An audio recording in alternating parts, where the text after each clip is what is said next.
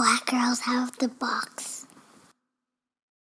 It's time for Who Watched? Time and Relative Blackness in Space.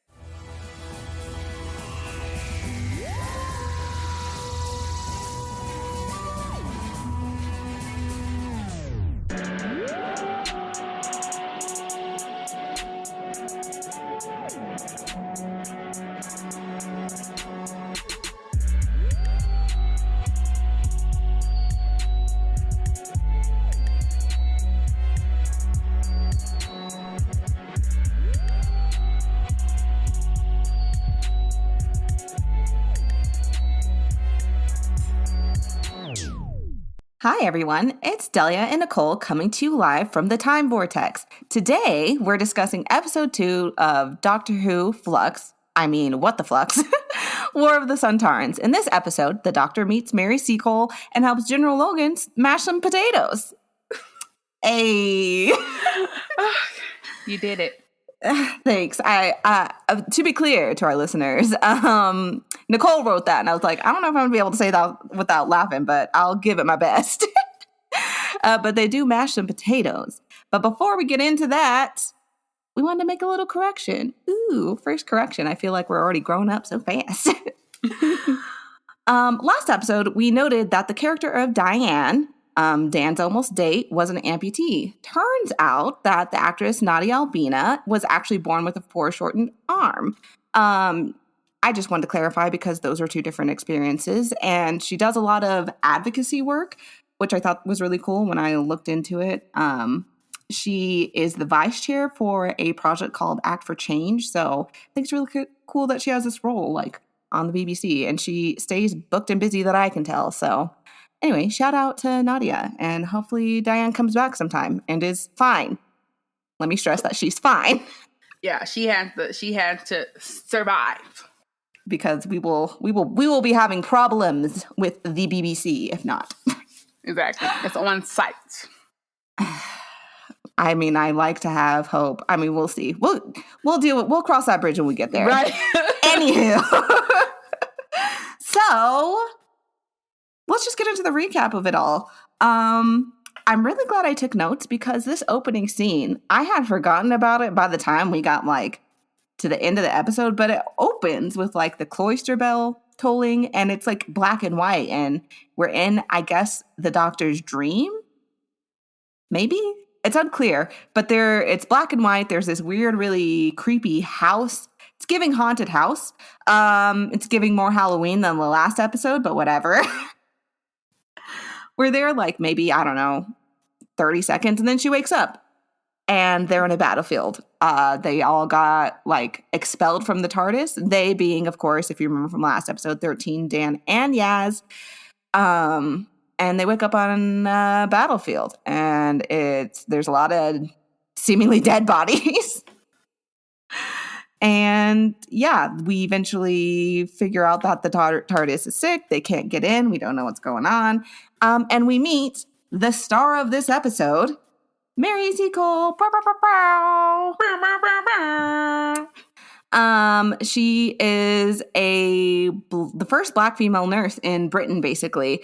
We can get into more about her in our rants and raves section because I got a lot to say. But she's played by Mary Powell, who is a Jamaican actor, which is pretty cool because something people get wrong is thinking Mary Seacole was in fact British. She was not. She was Jamaican. She immigrated to Britain. So the more you know. Yeah, I didn't know who she was, but of course, we have a friend of a show, Amanda Ray Prescott, who is always about that history and definitely wrote up a really informative article about her. And I just love that that we're bringing real people into the show again, but also that it's a person who isn't necessarily British. I feel like I have mentioned before that I feel like we spend too much time in Britain, which I get it, it's a British show, but the TARDIS is worldwide, right? And the people that encounter the TARDIS should not all be British. So I kind of like the idea. Of course she comes to Britain, but I like the idea this is somebody who Jamaica can claim, right? We have a person on the show who's handling business. I don't know. I just love that. And she's amazing. She's a one of those like perfect companions or perfect people to have on these episodes. So Perfect. I really, really enjoyed her. I agree. And I think I wrote in my notes, like when we like showed up on the battlefield, I'm like, okay, so we're back in Britain again. Again, like Nicole said, it's a British show, but it's just nice to see, like, again, the TARDIS should be going everywhere, right? So we should see all over the world. We don't. We might sometimes get like handed a little bit of America. And even that, I'm like, the world isn't Britain and America, okay? So yeah, I agree. Very cool to have some Jamaican representation. Next, we see Vinder. I have no notes. I just want to note this is where Vinder comes in. There's this angry. Did we ever learn the name? So yes, they're called the triangle. the triangle priest. But I call them the angry diamonds. Okay, yeah, they are diamonds, not triangles. But okay. They're multidimensional. They are definitely giving, angles. So I felt like diamond was more apt. But hey, the the caption said priest triangles. I'm pretty sure. So that's what we'll call them, even though angry diamonds are also it. Interesting. Well, he shows up on some sort of space station situation. He doesn't know where he's at. And yeah, these angry diamonds or triangle priests come up to him basically saying, can you repair? And he's like, what are you talking about? Like, I need assistance. There's been a mass extinction event and the triangles were like, I don't care what you whatever, the Flux, we know. Anyway, we got problems. Yeah.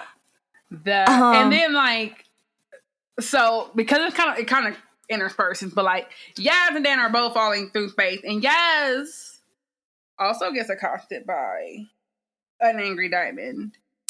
Yeah, before they fall through space. So basically, because like things are just out of whack, before they can even like get very far in, they're in the Crimean War. We should have said that's where the battlefield that they landed on is.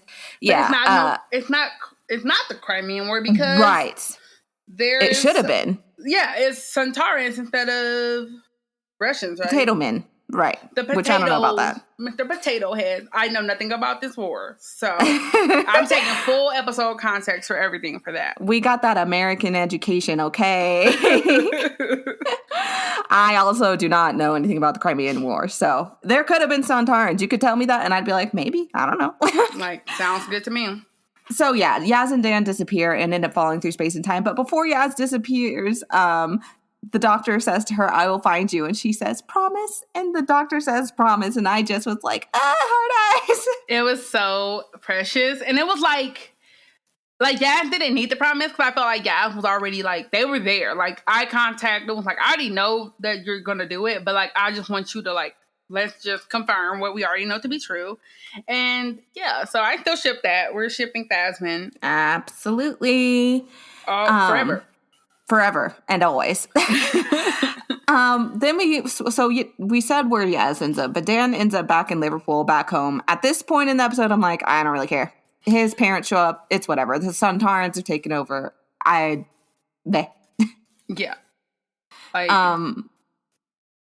Good.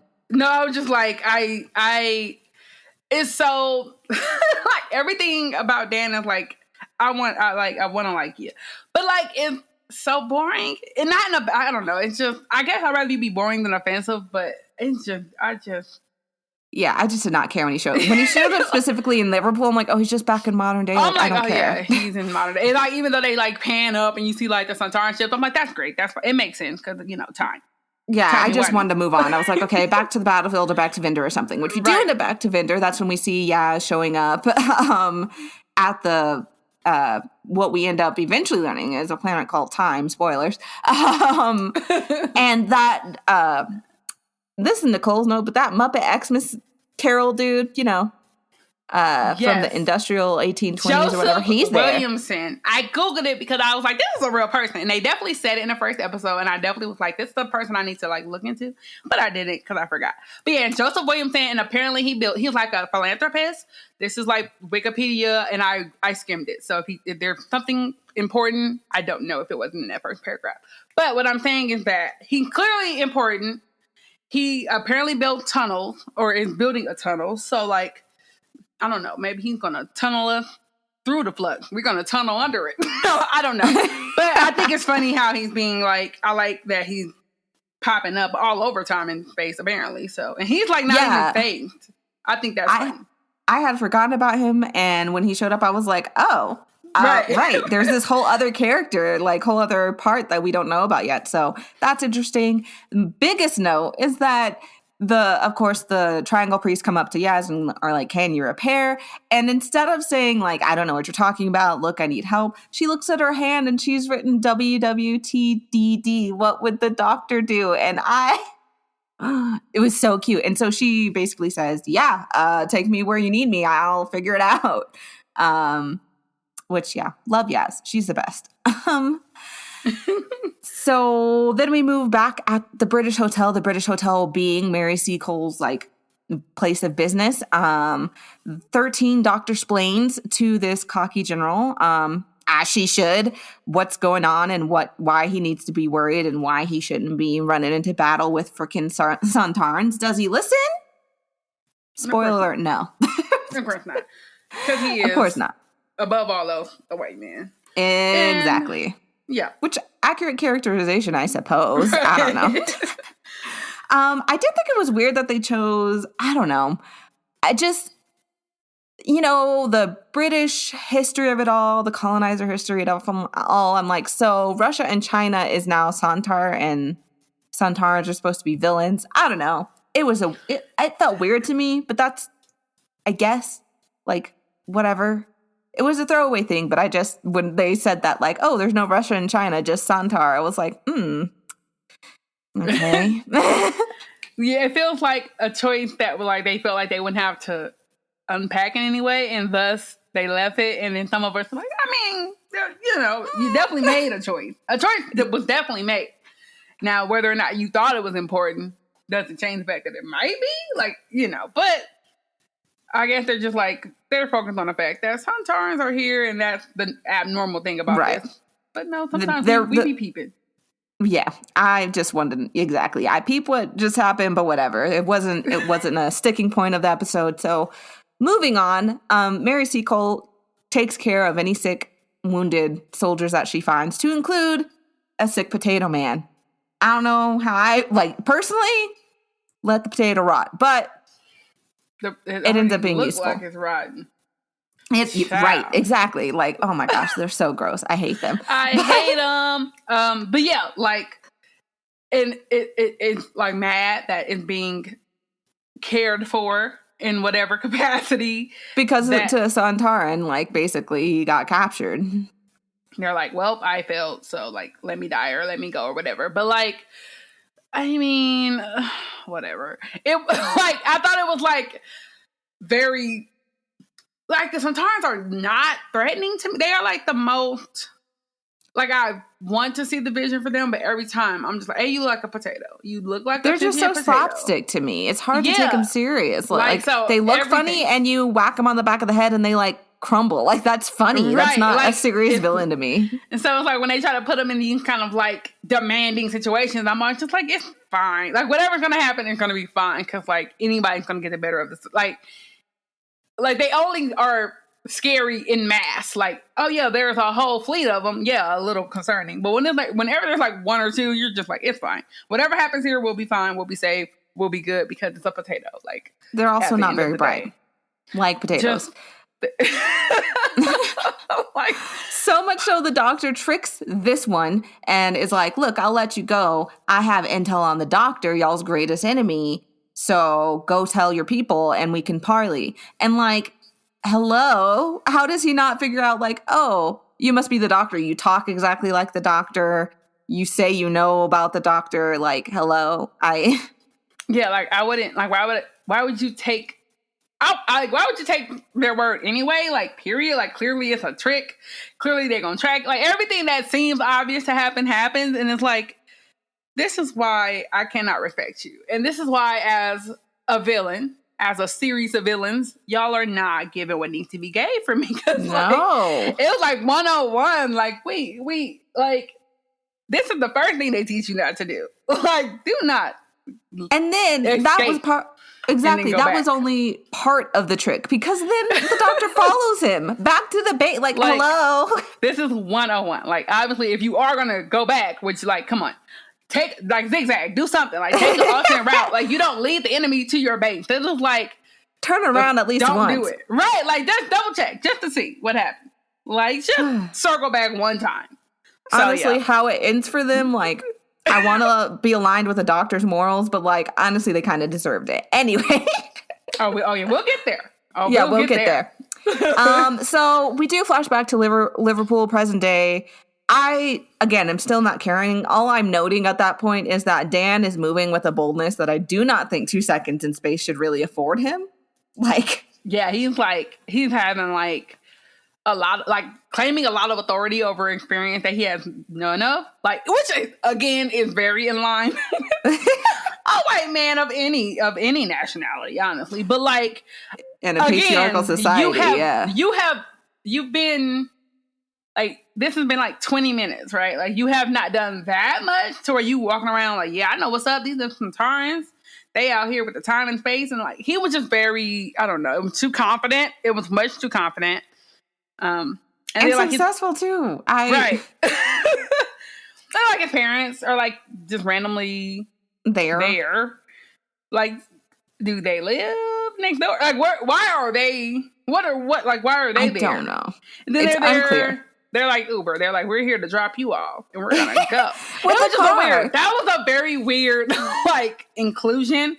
And this is one of those things that I feel like made sense if you wrote like a 12 episode season and you had time, like, we met them at some point, but because this is not that, they maybe had already cast it. I don't know, but, like, unless they come back in some way, I don't know that is a justified time being spent with those parents. But hey, maybe I'll be wrong. It might be a big thing in, like, episode 5 or 6. Who can say? But, like, that was just wholly unnecessary. It was super unnecessary and made no sense, in my opinion, in, like, the lore they were establishing. Like, the whole point is he's, like, trying not to get caught because the Sontarans have established a curfew. Like, if you're out at curfew, you get executed. So how are his parents out? And not only out, but, like, driving a vehicle? I don't know. Like, it was just a lot that didn't... It was a lot. Yeah. And, again, it's not that interesting. It gets interesting eventually, but up to this point in the episode, I'm like, whatever. Can we go back to, like, either the war or... Yaz and Vinder, which we do. Yay! We go back to the place we still don't know the name of, which we will find it out. It is the planet Time. Vinder,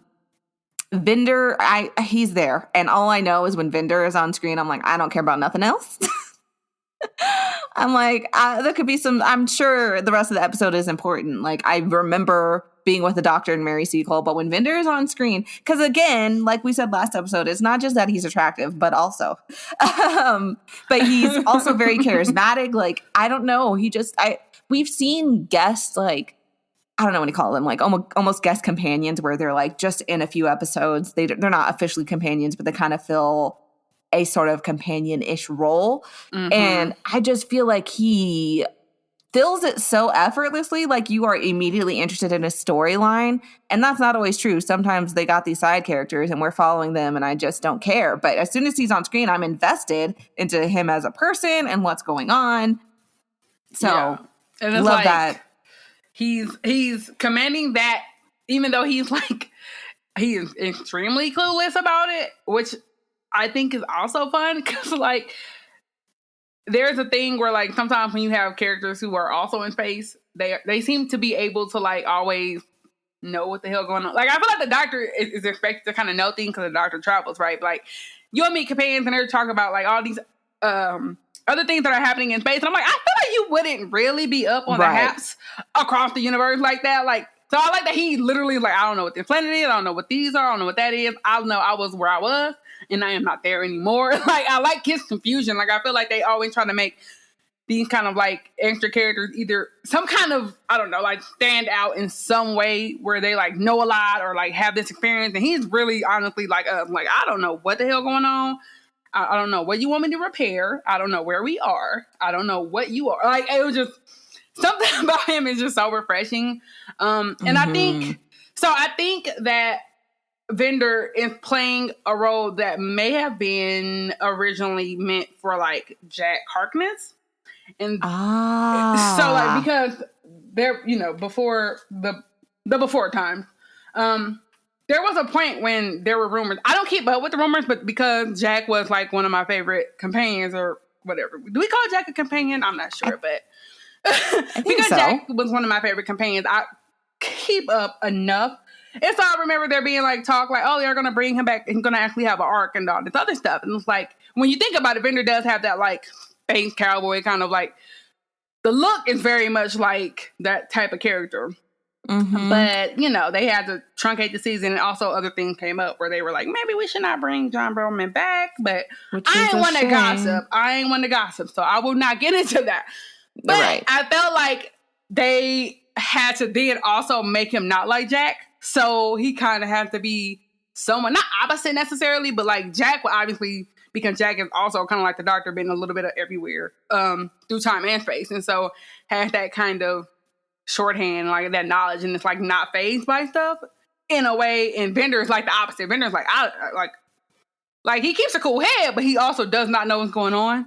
And so I think that's kind of a choice they made to make him very distinct from possibly if that was initially writing that was for Jack. But I like it because like when you see Bender, he is very like, it's a capable person. Like he's ready. He's like on it, but he's also like, I don't know what's going on. Like I truly don't. And like the way that he just reacts to stuff, I find funny because he is literally always like, I don't get paid enough for this. Like that is his face in every scene where like something has been explained. He's like, this is above my pay. Like I don't get paid enough for this. Why am I here? And I love that. And I really would like to get more of like, I can't wait till they kind of explain who he is more. Cause I have a theory or I have like ideas based on what has been said to him. But like we said, we don't need Nicole's theories because those are just spoilers in the end. Yeah, I agree. I think that's interesting that the idea of him like maybe being written in place of Jack, which, honestly, I welcome it. I also love Jack, but like Vendor is giving everything that he's meant to give. And I love that for us. Yeah. So here we find out like, it's like this temple. They throw around some names. It's the planet Time, Atropos. We learn like that time is like broken or like unleashed, I think. I don't know. Also, they say time is evil. I don't know. Because they're finally giving Yaz and Vendor the information. Because Yaz has been asking. She's like, what is going on? Can somebody please tell me? And Vendor knows how to speak to these like triangles to get them to actually out how to use them in terms of like machinery. Like I know what the right button to push, essentially. Like I know the right Siri command to get the information. Also, there is definitely, I don't know how I feel about this because on the one hand, love Vendor, truly. Right. But there is definitely a vibe between Vendor and Yaz. And like, I feel so conflicted because I am still on the ship, the SS Thasman. But also I'm like, but Vendor, I love him. So like, I want good things for him too. Like how do we? Yeah, I'm like the same. Cause I was like, and again, it might just be like, I had like in my mind, I'm like, yeah, he probably hasn't seen another human being in like however long. Like it's been years, I would imagine, right? So like maybe like it is fine, but maybe it's just like, damn, a human, like another human person, like a human body. Like so maybe it's not that he's not trying to be a homewrecker, but maybe he is, and I don't know that I would be mad about it. I know, me either. After so long, I don't know. I want that to happen so much. Like canon, I gotta really do, and I feel like they have so much. They've set it up like it's there. Yeah, just like do it. There, like you have it. You put it there. Like I'm not making this up. Like sometimes people make stuff up. Y'all put it there. Y'all did it. So don't play like we reading into something that's not there. But like at the same time, I'm like, well, if y'all ain't gonna do it, which is. I don't appreciate it, but if y'all ain't gonna do it and Vendor is available, I'm not gonna be mad. If that's I don't think I'm gonna be mad at happening. It. I'll be mad that y'all didn't give me Thasman, but I won't be mad that Yaz and Vendor happen if that is what they so choose. I love the companions. in general, like when they I love Ender, but I love when the companions, once they part from the Doctor, if they get a story that allows them to still like explore space or like, you know, still have like a foot in that world without needing the Doctor. So like, I'm like, maybe Yaz and Ender could just be like traveling buddies. Like, you know, I don't know. I like that. We shall see. So we check back in with Dan. He's still Danning. Don't care. I'm not, again, that's not even me trying to be shady. When I tell you, it's not that interesting. He's just trying to like sneak places. No, he's literally just like walking around, slightly hiding, and not even well. Like he's not doing a well. good job. The thing is, like, if you were dealing with actual like good enemies or like people who are actually about trying to do, I don't know what the hell they are trying to do. People walk around, they in their windows. I don't know. It's weird. Like y'all are not really handling this curfew like y'all should be. So like imagine he was sneaking around like that around Azure and Swarm. Like he'd be he would be not feeling so good. Yeah. So, so I know that reference. Yes, got one for you. But wow. So yeah, not that interesting. I did make the note that like he's on some Metal Gear Solid mess, except he's decidedly not Agent Snake. So like, yeah, he's like completely like in a game he would have had all the attention. Little exclamation point, right? Like you have been, the enemies have been alerted to your presence. Like you would have had to just engage in combat by that point. Yeah, it was over. So yeah, we go back to the Doctor. They're like having the like parley. The potatoes are way too excited. The potato keeps licking his lips. Why? I cannot take it. I cannot take Lord, it. why? I cannot deal with it no more, and I need them to never return because, like I can't. Like I literally cannot deal with it. And like even in the first episode, when like the two potatoes are having a discussion, they like flame each other for some reason. Like the one potato keep calling the other potato ugly, and I'm like, bruh, hello, pot and kettle. But then it's like they bring that energy to this episode, and for some reason the lighting is better, everything. So like I can really see all the detail they put in that potato, man, and it's nasty. I mean, they teeth rotten, they got dark spots. It's just too much. I'm like, please stop. It's talking. It's like he's licking his lip or whatever they are. His chops, I don't know. But not chops. Whatever. Like it was stressing me. Like it was stressing me out so much. I can't remember the conversation that was had because I was just like, please let him shut the hell up and like get off my screen. Blow them up. So I guess I kind of made the end happen with my thoughts. I was like, please blow them up or something because I can't take it. Nicole, they manifested the ending because it was bad. I can't take it. I can't. Even the Doctor can't take it because the Doctor even says, "Take off your take your hat off, mate," and then she's like, "Ugh, put it back on," and I was like, "Same," because I'm like, "Oh, please don't make him take it off." Oh, she did, but she agreed that he should put it back on. So then they have a potato fight. That is what Nicole called it, and that's what it is. I will say, like, I don't know. We don't usually get very many like straight up battle scenes in Doctor Who. Like, they had a budget this short season. Yeah, I guess they were like, we going all out, and they definitely gave us a little fisticuffs. Like we got to see a little bit because a lot of times it's that like you hear it like this fight finna happen, and you pan later. The fight has happened, but we actually got a little teeny bit of like they were like actual fighting. They were scrapping, which was unfortunate for the humans of the situation. Yeah, that was a terrible idea. Yeah. So basically, the freaking general shows up during the parley and is like, "Screw you, Doctor, get out. You're a woman," and like is like, "We're going to do this and we're going to battle," and of course they get trampled. Which makes him big mad, put a pin in it. But I'm like, bruh, you went to go fight some aliens with your little muskets. Like, hello?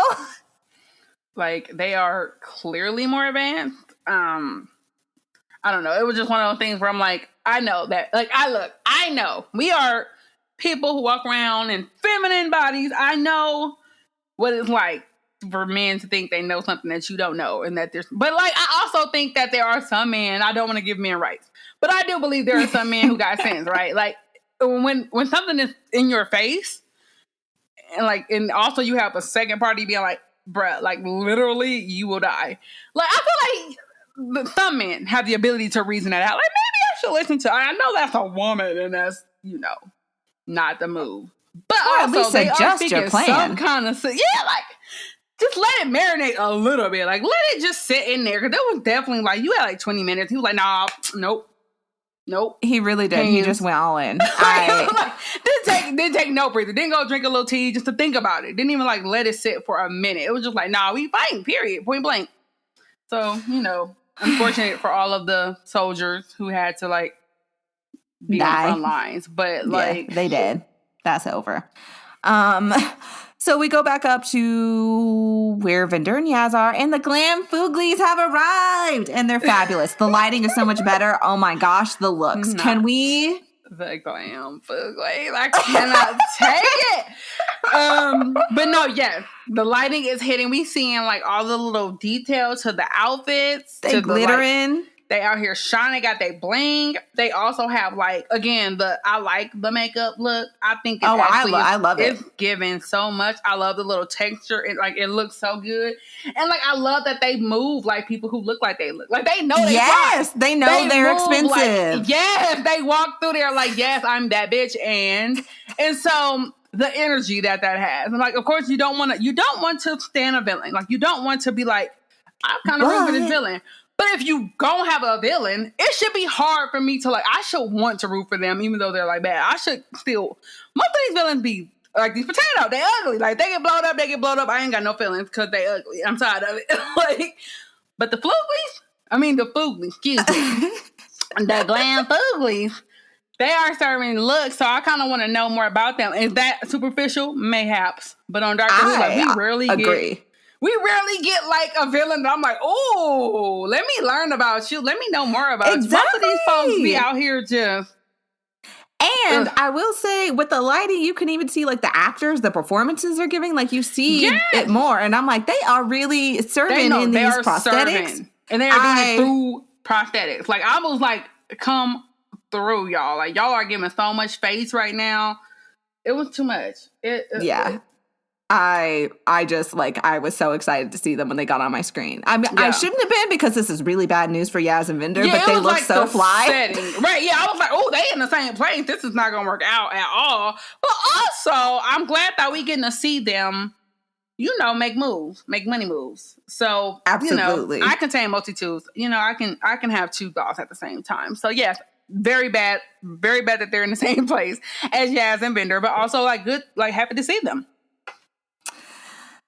So then we unfortunately have to go at this point of the episode. Now I'm like, okay, now I don't even care about this whole battle with the Sontarans. Like, just give me Glam Fooglies. But we do have to go back and we see that idiot general is still alive, unfortunately. Like, he's laying on the battlefield. I'm like, oh, he got God. That's what he gets. And then he opens his dang eyes. I'm like, can we have one win?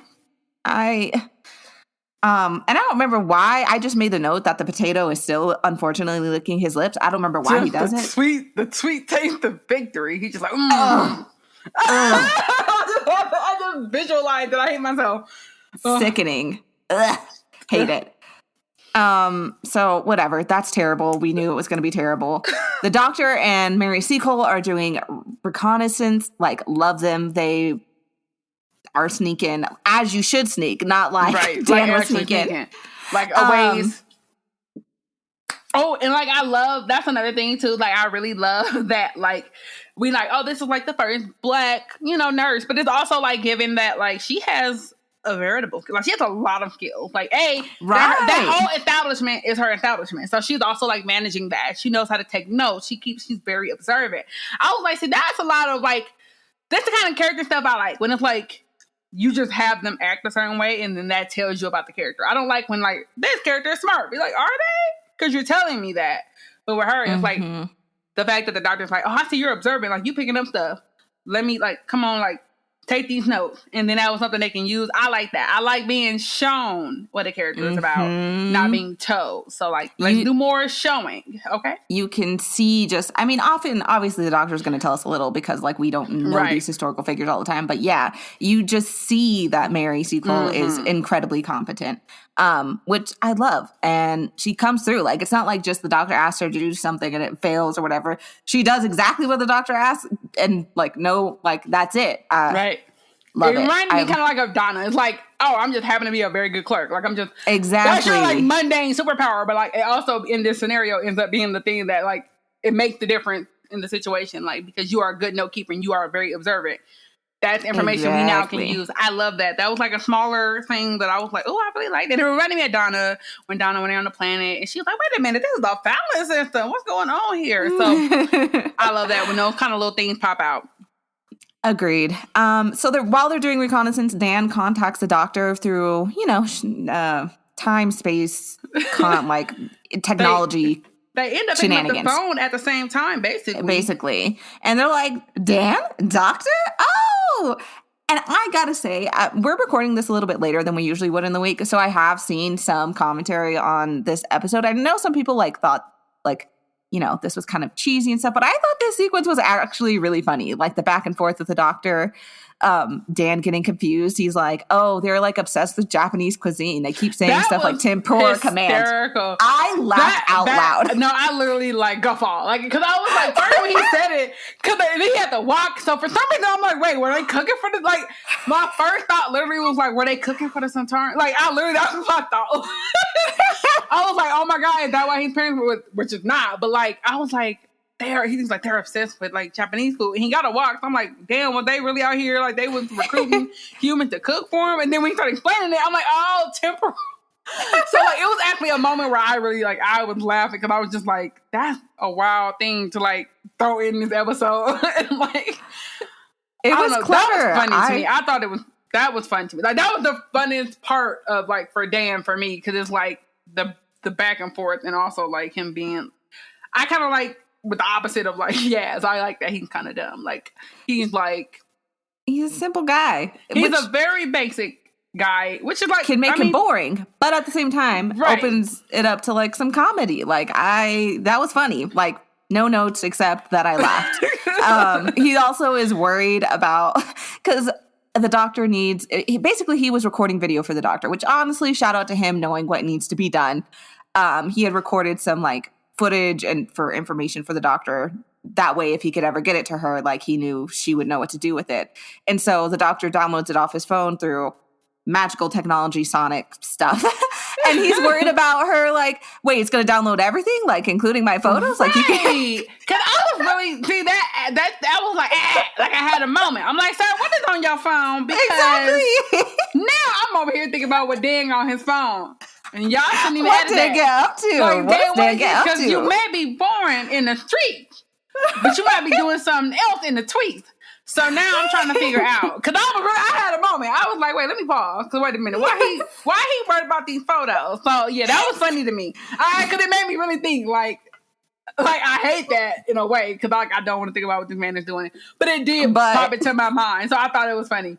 That whole thing to me was funny. So yeah, I was not bored for that. Like that was, if we can keep Dan in that level, like not take too much, not too much screen time, but when he's on there, he's giving me the chuckles. I'm okay with that.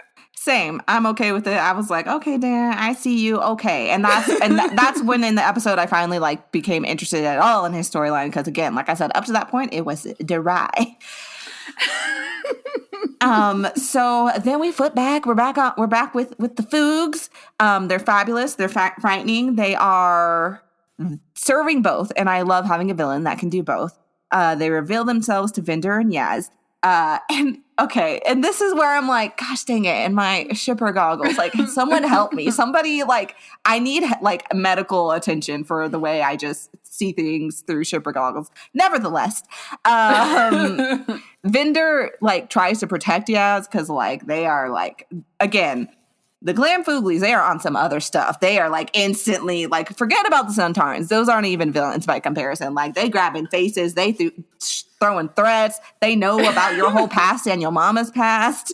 Yeah, and they were, like they came through with the read. And I'm like, is this a skill set? Or did you Google? Like, when you, like, what is, I would like to know. Again, I want to know what they're about. Exactly, I want to know what they're about. Like, he read My Good Homie for Phil. Like, he read them. He sure did. The way down. And so Vinder tries to protect Yaz and tries to shoot them. We see that like they can't be shot; they just be right. But disappearing, reappearing. I love how quick he was like, we with gotta the shoot him. Yeah, like I'm not one of them people. Like I don't think everything should resort to violence, but I think when you know that you have to resort to violence to not hesitate. I love that he was like, "Oh, let me see," like hand on the gun, and he was like, "Oh no, they with the bullshit. Let's go." I also recently saw what? Hello, the on Netflix, the movie, the one I was so excited to see, and I saw it, and now I've forgotten the name. The black western, the Black Cowboys, right? Like, yes, I know what you're talking about. The Harder They Fall. Bing, bang, yes, boom. thank you. Oh my gosh, embarrassing. Yeah, I just saw that too, so it was given a little bit of that, and so I was like, absolutely, let's go. Yeah, of course, like I said, no hesitation. Like it was just like instinct, and like he's like, you got my new friend, Yaz? Yeah, he gave him like 1 second to act right. Like I'm gonna give you a second to act right, but if you don't act right, it's on site. And I love that. Like we need, like again, the doctor is never going to be that person, right? And that's why the doctor has other people around them because we need that person that's gonna be like, baby, I got the, we gonna shoot. Okay, you can ask questions over there, and then I'm gonna just keep the enemy at bay with these gunshots. Now, did it work? No, but he was trying. ready to do it. I appreciate you. And so I was at that point, and I'm like, I'm not shipping it, but I am seeing. So I have accepted it as a possibility, and I am not offended or bothered by the possibility. And here is also where, like, again, I should be worried for Vinder and Yaz, and I am, but Swarm is giving us a performance. Like, he is... Like... I can't even do it. Like, I hate when people take certain things, but like chewing the scenery, like giving it so much. Like he is doing so much. Like I feel like this season right now is being carried by just like the people just out here. Like they just performing. But yeah, he was like, I don't know, like the perfect blend of like menacing, but also kind of like intrigue. Like I just want to know more. Like I want to watch you. I don't want you to hurt me or the people I love, but I mean, if I gotta listen to you pontificate, I'm also okay with that. And he dragged everybody for Phil. I mean, it's in one of my like quotes for later, but like he dragged the whole time priest or whatever they are, Atropos, who knows? They was throwing out a lot of words. He dragged them. He dragged Vinder. Vinder was minding his business. I mean, he definitely shot at him, but he was still minding his business. Like I just shot at you because you came at me. I wasn't trying to start nothing. But like, he's Storm like, said worry. You could get this work too. He said exactly. He said, "Don't worry, I got something for everybody. Do not worry." And yeah, we'll get to the quote later. But I literally yelped when he said what he said. I was like, "Oh!" I was like, "Oh my god!" If I had a wig on, I would have ripped it off, waved it around because it was honestly. You know what? I had to like. I feel like these writers maybe are in like maybe watch like. Drag performance, like cause now I'm thinking about it, he is giving so much of that extra. It's like you know what, drag, and I mean that in a beautiful, good way. Like it is so over the top in like the best way that you are just like completely into whatever he's saying. And then like there's like a whole third, like a Bone Jonas in there, and we are like Swarm and Azure are giving so much. I'm like, I keep like my mind is like, who is Bane? What is he doing? Where they even get him from? Right? That was my thought. But every time I think about it, I just forget about him because I'm like, he just ain't like he ain't giving because he obviously is like the muscle. I guess. But do they even need muscle? Like, why are you here? Like, you are really just here for decoration, and I respect that because sometimes you do have to have entourage just for the look. Which exactly when you roll up with your posse, sometimes that in and of itself is the it gives an effect. So that's what I'm taking. But maybe we'll find out more about that muscle later. Not sure. We unfortunately leave that scene to see that Dan's doggo saves him. That's how he gets saved from the Sontarans. And at this point, he's like, I still have a human to protect, is what he says. But I'm like, where are the other like puppers? Like, what? We just letting humans get executed. Like, this species bond is weak. Because I was trying to figure out, like, do they have to stand there? Because I feel like once you got the ship parked and all, situated, y'all can just like beam down. It's like, I don't know. Because this dog seems to be able to just travel and traverse as necessary to say they're human, but everybody else have been in spaceship. Like, what's going on? What y'all doing? Yeah, I am Diana's pupper because Diana clearly needs your intervention immediately. So, like, what's good? Like, where the rest of them at? We don't know. We literally, I don't know. So anyways, he gets saved. He's fine. We go back wait. I gotta interject because here's the thing. What had happened was they was giving a little energy to it. Like, I don't want to be the one. Right. Okay. Wait. But I'm wait. have to Yes. be the Yes. one. It was giving enemies to water. I mean, it was definitely giving something, and I didn't want to have to be the one, but I also felt like it would be false of me not to bring it up.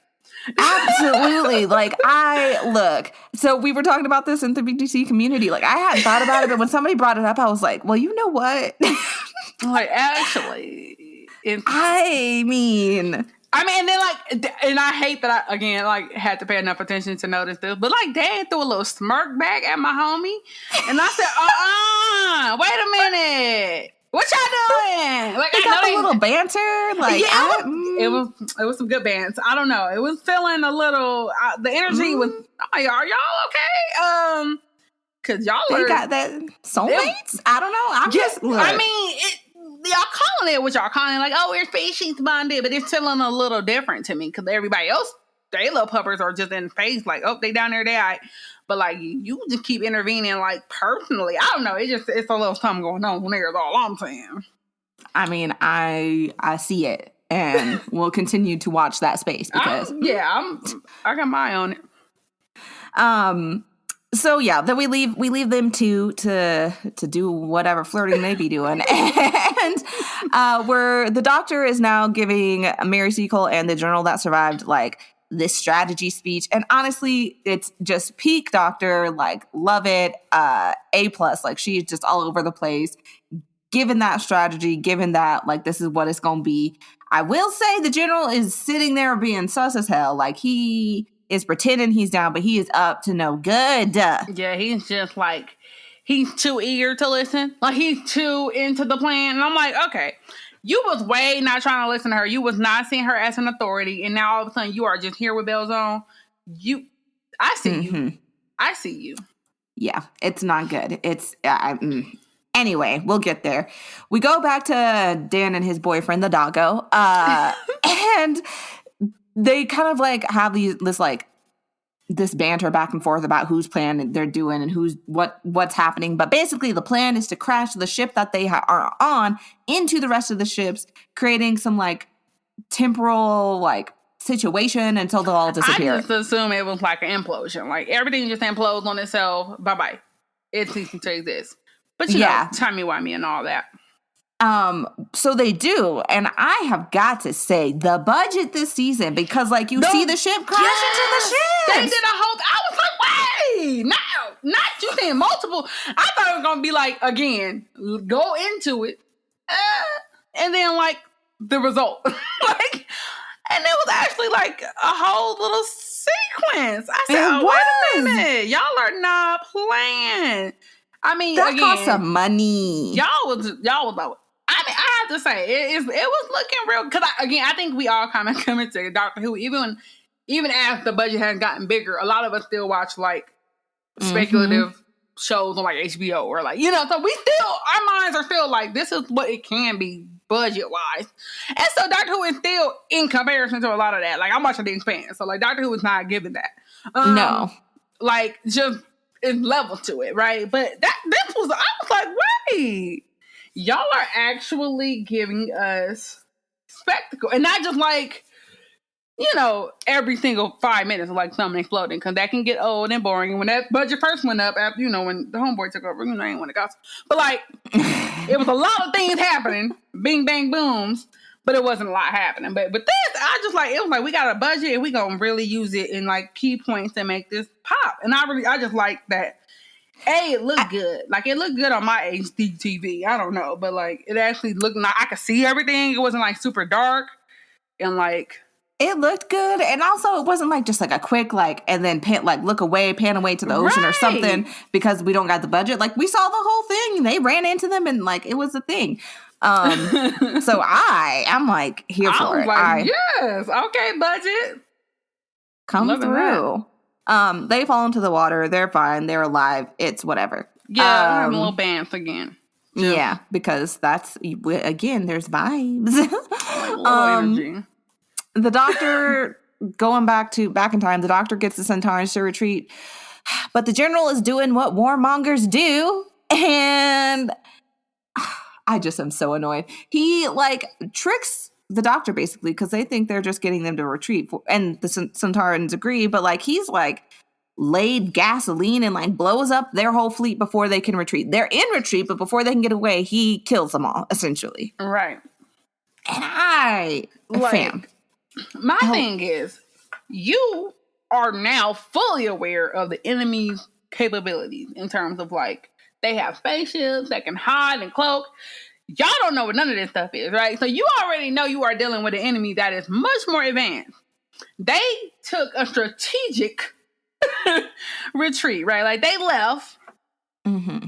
But that don't mean that they can't come back, and that don't mean that y'all have now exposed to them a weakness that they have, right? They could just go back to wherever they came from, fix that weakness, and come back because you sat there and blowed them up, right? They could have been oh, we was about to leave, we leaving the planet, we on our way back, and then people find out they got blowed up. Now that's probably not what happened, but you don't know that. My thing is you just don't know what's going on. You keep behaving like you don't have he's acting in a vacuum. I feel like everything he does is despite everything else that's happening here, and it's so weird. You are literally making decisions that make no sense, even in the context of But again, because the doctor had to come for him, and he deserved it. But it's you just did that. I mean, it's in the quote, but she's baby, you just did that to make yourself feel better. You didn't do that for your man. You did that for your guilt. You did that for yourself. And I like that read because that's exactly what it was. Because I was yelling at the TV because I was hello, fam. This solved nothing. This was not the move. Now, do I prefer them as roasted potatoes? Yes, because I do not like the Sontarans. Right. But, no, let's broil these bad boys. But because again, that's why I always say I cannot be the hero. I cannot be the doctor. I am aware of that. I'm fine with that because mentally I'm sometimes people gotta die. That's just what happens.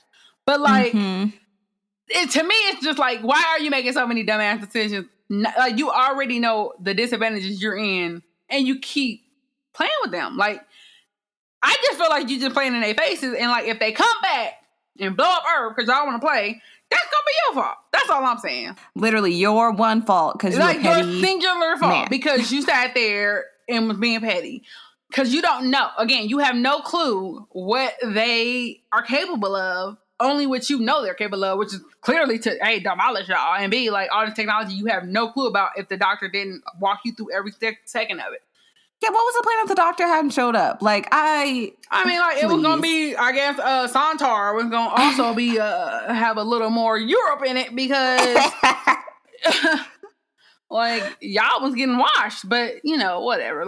This man clearly they're not gonna deal with it. It's not gonna be dealt with, but he obviously is problematic. So obviously, I can't. But there are a lot of problematic men in history, so that's where we leave them. That's true, but and we also leave Mary Seacole, so that's sad, but kind of cool to know that we've left her to do the good work in history. The doctor goes back to the TARDIS. The TARDIS is very sick and apparently corrupted. Got crystals growing out of it that are all goopy, and surprise, surprise, why is it being corrupted? I did note that it needs a doctor, but the other kind. So it basically gets hijacked again, which is good because it's getting hijacked to where Yaz and Vendor are. It's bad because it's getting hijacked to where Swarm and Azura are. So, you know. And good it's and also bad. it's again being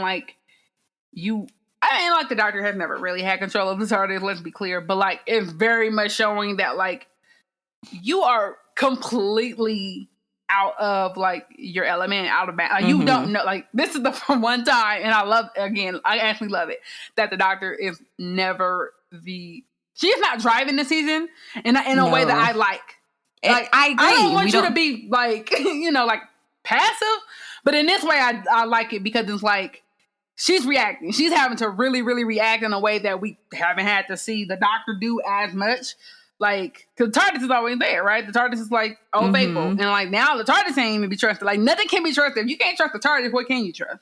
You know? Yeah, it's kind of like her foundation has been ripped from underneath her, but it's interesting. And she's still having to lead her people, right? Like, right. We didn't say, but she does like swing by Liverpool and pick up Dan, so they both end up. Which is like, and like, but yeah, another time I'm like, we could leave. We can like, dude, I was like, my nose was like, this would have been a perfect time to say bye-bye and send him on his merry way with his little puppy homeboy and or boyfriend. And like, I don't know, it was just like. That was the moment where I like remembered that we did not need Dan because it was like, oh, you want to come along? Said, you want to come? And I was like, why? But what's he gonna do? Like, what is he gonna do? He barely got through whatever he had to do here. Like he walked around with a walk, ma'am. So he got one of them, and like, yeah, proud of you, bravo. But then got ran up on by like a squad, and if the puppy didn't come, if the good boy didn't come, he would have been what? Like it would have been over. So I'm like. If you're not bringing, what is it? Cavanista, I think, or something like that. Cavanista. If you're not bringing him too, Dan's just gonna be just in the way because Dan is not giving anything. Like usually, like even I hate to even say it, but like even Graham brought something. Like he ain't fighting. I don't know. He at least asking a smart question. Dan's just sitting there, just like he's SpongeBob with his hands. You know what? I'm not. You know what? You know what I'm talking about, though. He's giving that. Unfortunately, that is exactly what he's giving. So I'm just like, you could have left him. Like he is like, I like his banter with the Doctor, and I do like his banter with Kevin. We're butchering his name, but like that's also that fine to keep there, and then you go and leave. Like you can come back and visit Dan. I'm sure he'll still be there. Like he doesn't go anywhere. I mean, he just.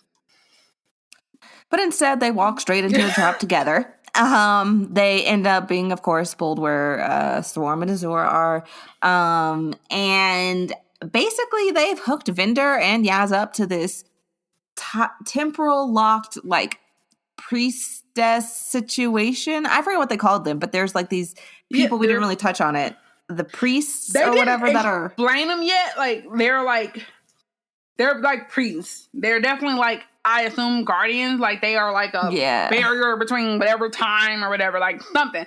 But like what happens is that like we don't see it, and this is something I'm fine with not seeing. But like they definitely killed all them people that was originally there. It was like 4 of them, 5, I don't know. Gone. They got dusted. Then they like hook Vinder and Yaz up to the situation, but they are not whatever that species is most likely, and they are not like. They're human people. So like whatever that power is that is flowing through the guardians. And they're like all of time and whatever is about to flow through their bodies. I'm like, I'm like, they got like seconds at most of like at that, right. It's like, you know, like I'm thinking of like Guardians of the Galaxy when like, you know, they gotta hold the stone and like, oh no, one person can't hold it, but we all hold hands and we can keep it. But like you know, it's 2 people and they're like humans and they also don't know what's going on. Like, I don't know. It's not looking good. It's not. And Swarm does, because I'm like, are we just going to ignore the fact that the Doctor doesn't know Vinder, but Swarm does say it's going to like kill Yaz and hit her new friend or whatever, which I was like, interesting word choice. Okay, noted. Right. Like, oh, I see your friends have made friends. And so he's like, at the snap of my fingers, this energy is going to basically ravage their body. Let's see how long they hold up. And the Doctor's like, please no. And he's having Azor count down, and Azor's like, I love to count down, let me. Right. Which I thought like was funny because it was like between 3 and 2 was like a solid 30 seconds. Like it was like pretty solid. It was like 5, 4, 3. And then he said like a lot of words. And then she said 2. Oh, and now, ma'am, you should be at like -7 by now. Like, stop playing with me. But I thought it was like cute because she knows. She's just being dramatic. She's just here to support the dramatics. And so she's like, the countdown is just for show. Like, I don't actually, like, we're going to do what we're going to do. But I just thought it was funny because I was really sitting there, like, mentally, like, I was with her, like, yes, count down. And it was like a big old pause. I'm like, okay, see, that exposition. She's like, I need to give him time to really let them know what's good. So let me pause. Countdown real quick. I thought that I was just like, come on now. Y'all should have started higher. Started at like 10, 15 even. Y'all were trying to do the villain exposition, but nah. She's like, I can just pause for dramatic effect. Right. It's fine. Like I'll stay at 3. And so they get to 1 and then roll credits. No joke, they leave it at a little cliffhanger. So cliffing. Which I was offended. I was like, excuse? I literally yelled at no, absolutely not. Absolutely not. Y'all got me fucked up. Like, I'm sorry about the cussing, but y'all got me messed up. But I, being the person who I was not like directly in front of my remote, so I didn't press stop fast enough, and I got to see the coming next episode stinger. And for moi, they completely negated the whole cliffhanger because you can see, and I'm not going to describe it in case other people didn't see it, but like they just give enough information where like I could, this isn't as effective as it was, right? It's right. Like, okay, so it didn't quite. It didn't keep up the energy, and so I was just like, y'all could have kept that, frankly. And I think they did kind of the same, not the same exact thing, but I also felt like I remember thinking after the first episode, like, this is giving a little bit too much. These thingers are like, I don't know, like, I guess they're really trying to keep people on the hook, but I'm like, it's better if I don't know what's happening. I don't know. Maybe that's just me, because I'd like to not know what's happening. Some people really like to know. I don't watch them. Like, I don't watch the episode stingers. Like, I'll watch them maybe later in the week when I'm like, okay, we're about, like, the episode's going to air on Sunday. Let me just go see what we going to be doing. Mm-hmm. But yeah, I don't watch them right after. So I didn't even know that happened. And I'm just like, if you're going to do a cliffhanger, you should commit, I feel like. Because then what's the point? It's like, again, it's like, and you don't know, like, you don't have the context. So, like, it might not end how you think it's going to end. But the problem is, like when you have characters in danger, I shouldn't see those characters in that stinger at all. Now, that don't mean they're not still in danger, right? But that tension should carry me. Like, I should really be thinking the whole time, like, I really don't know what's going to happen, right? And I don't know what's going to happen, but I also have, like, a little bit of, like, well, I guess they probably fine. And so, like, again, not explaining what happened, but just, like, knowing that, it doesn't, the next episode stinger just gave, like, it undermined that cliffhanger for me. And again, me, I'm like always guessing what happens anyway, or like I have a good idea of stuff, so I really like to try to go in. But that was my fault. I should have stopped on the episode, but I really honestly didn't expect it to come on like immediately, and that's on me. That's what they be doing. But yeah, that's just a little note they need to work on, because it was like y'all had me on the hook. I was like, oh my God, and then I did not press like stop fast enough, and I was like, okay, well, we'll see then. like the energy was just different. Yeah. So what are your final thoughts? I know a lot of people have kind of said that, like, for me, I've heard the complaint that, like, oh, it's just too much and the episodes are way too jam-packed, like, it's kind of confusing. But for me, and I don't know, maybe because I, like, was actively taking notes for TARDIS as I watched, so it's better to, like, able to keep track of, like, the threads and stuff, but I really enjoyed it. I was like, this pacing, like, this is what I've been needing from like 13's run, and the writing was not always, if not even not always, it was rarely giving all of this, so I'm here for it personally. No, I'm the same. I think I said after the first episode, I'm like, for me, this is how my brain works. I'm always like running out like 3 or 4 threads at the same time in my mind. So these episodes align with how I think. Like, they work with how, like, my attention span also, like, is very much helping with my attention situation, because if they cut to a different scene, the moment I start thinking, like, I'm tired of it. Like, like as soon as I start drifting a little bit, it's like, boom, we switching. We on something different. Keep up. And I'm like, yeah, that like keeps me engaged. But I also feel like the threads are super, like, there are a few things that they have not yet returned to from the first episode, but for the most part, it's all consistently coming through. And so I'm like, as long as you're keeping up with, like, what I think are the important parts or the things, like, I feel like it's fine. Like, I have no major issues with, like, the pacing. I thought the humor was 10 times better in this episode than the first episode. Agreed. because I think the first episode was like, we're going to write something funny. And then it did not work. And this episode, it feels like they were not as specifically trying to make it funny. I don't know how to explain it. It's like the intention was slightly different, but then it made it more natural because they weren't trying as hard, is what I'm thinking. But maybe it was just also like they had a little more time with Dan, had a time to like fill it out, get the energy right. And now they're like, okay, we know what his bag is. We're going to meet him where he is naturally. You know what I mean? Like, as he's writing with the actor, like, specifically in mind, knowing how he acts. Because, like, you know, you hire somebody, you know what they have done in other stuff, but you still haven't put them in front of your screen, right? In front of your camera. So, I will give them that. I definitely felt like Dan was much more, like, it was much more funny when it was supposed to be funny. And the funny moments happen in the good places, like, where they broke up tension in a good way, because sometimes it's also like you're trying to be funny in a point where you really should not be trying to be funny.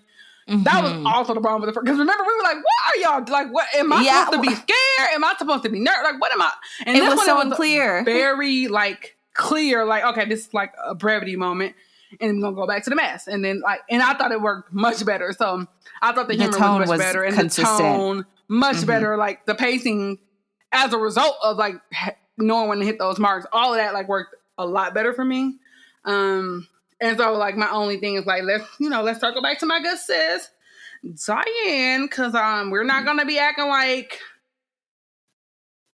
what happened. Like I need closure, finality. They did mention her this episode. We didn't mention it, but when Dan gets back, he's like, he tries to reach Diane and Diane doesn't answer or whatever. So they haven't forgotten her. Yeah, they haven't forgotten. I was like, I need y'all to come out. Like, don't do it. Like, don't introduce and then make me wait all season, because I hope not. Right, that's my thing. Like, let's just come on. But I do like that. Again, it seems like they're following through or keeping up with their own like threads, and like they're actually, I mean, the word arc is, I mean, it feels like an arc. Like it feels like they're doing an arc. I'm like, wait, so far both episodes have been consistently going you know, a certain way. So, but also not so much so that like energy.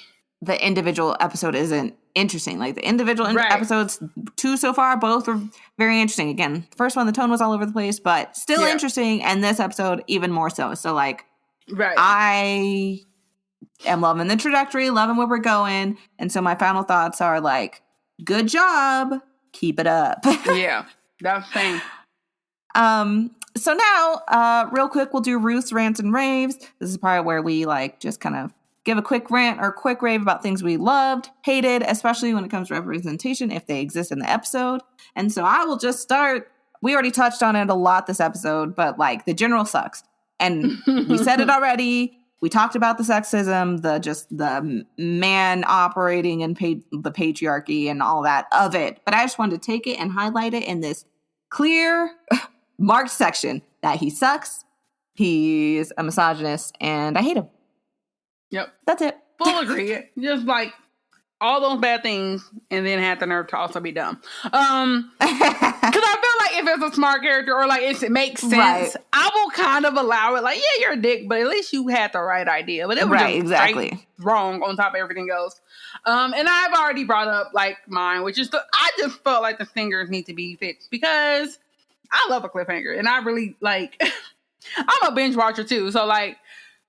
A cliffhanger is what makes me be like, oh, I can't pause. I can't eat. I can't do that. Like, I want to get to the next episode. So I don't know. I just really want them to do better about editing those stingers, or because like I don't have to watch it, but I feel like even if I do watch it, you should not give me nothing. Like, it should be like, y'all need to take a page out of Marvel book, out of like Kevin Feige's book, because they will give you a whole trailer that has no clips from the movie you're watching, and I love that. That's the energy I like.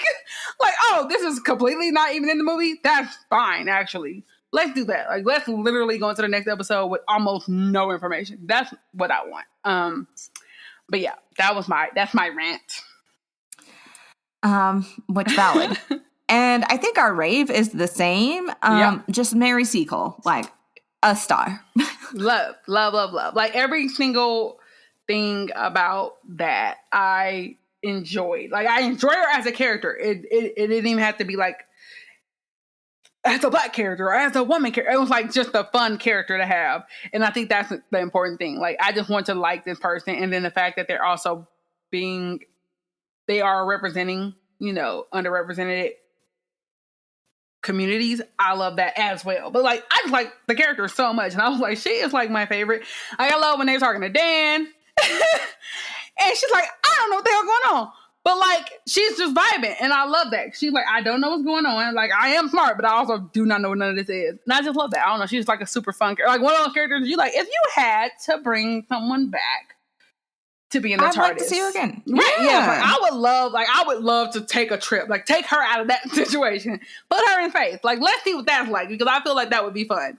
That's what I really love. Like, I love and that she's just feels fun. She's not fazed by stuff like there. When the doctor's giving her strategy, the doctor mentions about like different like time periods, and the general's like, "Wait, hold up, what?" Right. And Mary's like, "Shush, I'm trying to listen." Like, right, she's just trying to take the important information. Like, which y'all again, like, it's one of those kind of things that they show that she's very observant and smart and like is picking up.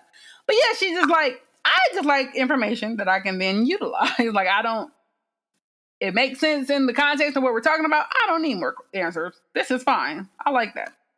They also mentioned in the episode, like when they were introduced to Mary, like she asked the doctor and Yaz and Dan, like, "Are you with like Nightingale? Basically, are you wanting Nightingale's people?" In reference to Florence Nightingale. Oh, yeah. And when I was looking up stuff about Mary Seacole, ooh, the Nightingale Society. Oh my gosh, they do not like them some Mary Seacole. They are like, she is not historically significant. She wasn't even really a nurse, which of course Mary Seacole was like practicing like in Western African tradition. So Right. of course to them, she's not a real nurse. It's Which just is interesting. like, yeah, interesting. Like, am I healing people? Am I helping them heal? Like, y'all call it what y'all want to call it. But yeah, I love that little, like, I don't know. She's just like, I would like to see. Like, if we have to pull somebody from the season right now, this is the person I'm like, I really want to see in another adventure, like on the TARDIS again. I would love to see it too, especially because like we've done it before. Like we saw Churchill a bunch. Like, can we see Mary Seacole like one more time? Why? Exactly. Yeah. I would like a revisit. This is a person I would like to revisit. She's really fun and great. Yeah, love her. So lastly, real quick, we're gonna do our quotes from the TARDIS. I had two this week. That just really, I was like, okay. Firstly was the doctor. We already basically talked about it when the stupid general does what he does. He blows up, and he like the doctor like whips around on him and is like, "Absolutely not, excuse you." And he's like, "That was for my men." And she, before I could even say it out loud to my screen, says, "For your guilt, you mean?" And I was like, "Ooh, doctor, gather him, please." Exactly. I was like, exactly. Tell him. Because of course. Yeah, he needed to be told. So that was really great. I also loved, we mentioned that as well, when the triangle priests are like, "Can you repair?" When they're asking Yaz looks down at her hand, sees what would the doctor do, and she says, "Yeah, I can. That's exactly why I'm here." And I just love Yaz. Like, I love that. I love that kind of like, and I like that it's explicit, like what the doctor do is like the mantra, because like we've seen it happen before where companions are like picking up things and like trying to be like the doctor. But I just love that it was more like, I don't want to be the doctor, but I want to take the lessons, or like I want to act the way that, you know what I mean? Like act in the spirit of the doctor. I think that's the difference between like, I kind of want to be the doctor. Like Clara was like, I'm about to be the doctor, boo, ba, bam. But like, yes, I feel like it's thinking like, I want to move in the spirit of the doctor, be more exactly. like. So I thought that was cute. And of course, me being who I am, I love that she picked like, yes, let's do it. Please give us a reading. I had to like pause because I was like, why? When I tell you, I this? shouted. I shouted. Like, why is he like this? So like my good homeboy Swarm told the little time priest, he said, "You underestimated us, you pathetic temporal hags.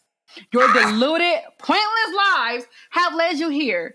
Painful, powerless deaths." Okay?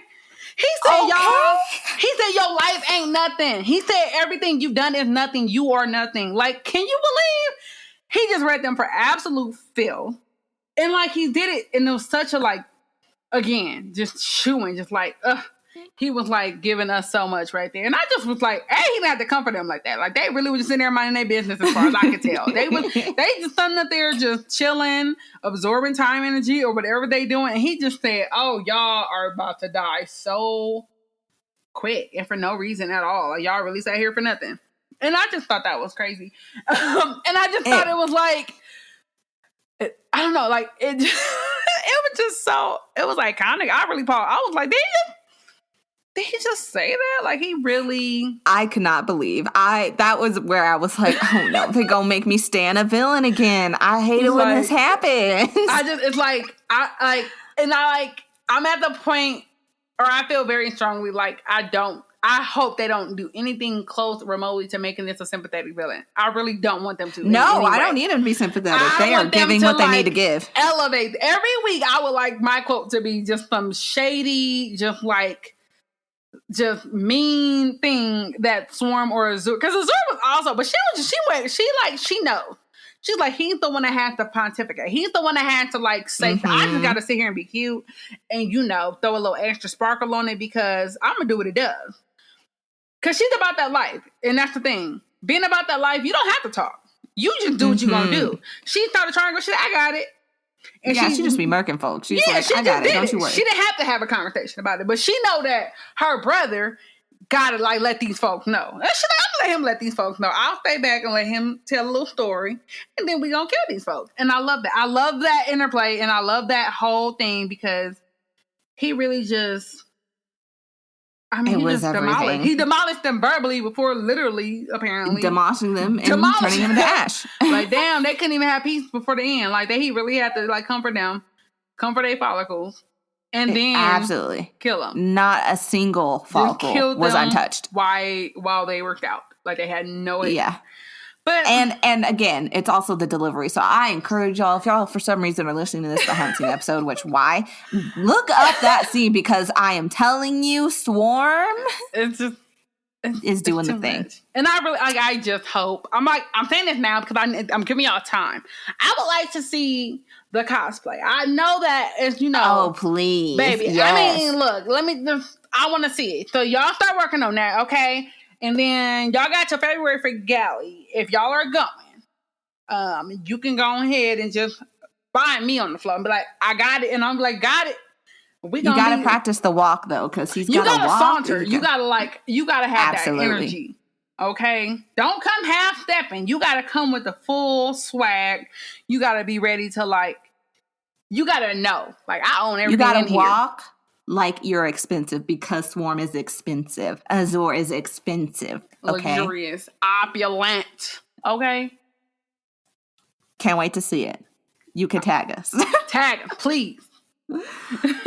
Speaking of tagging us, that's it for this episode. But if you want more of us, want more of Nicole, me, the other stuff we do, you can check out everything we do at blackgirlscreate.org.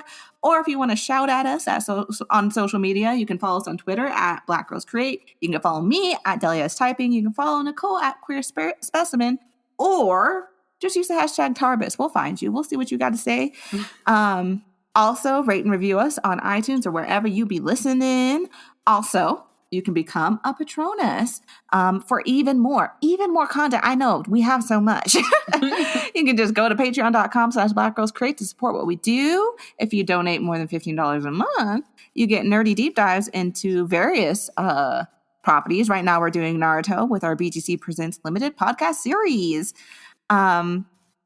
Until next week, find us in those spaces. But next week, we're going to be back in this spot talking about Once Upon Time. Love the episode title. Once Upon Time. I didn't even realize. You get it? Because the planet is called Time, right? Y'all love that. Okay, I see you. I see you.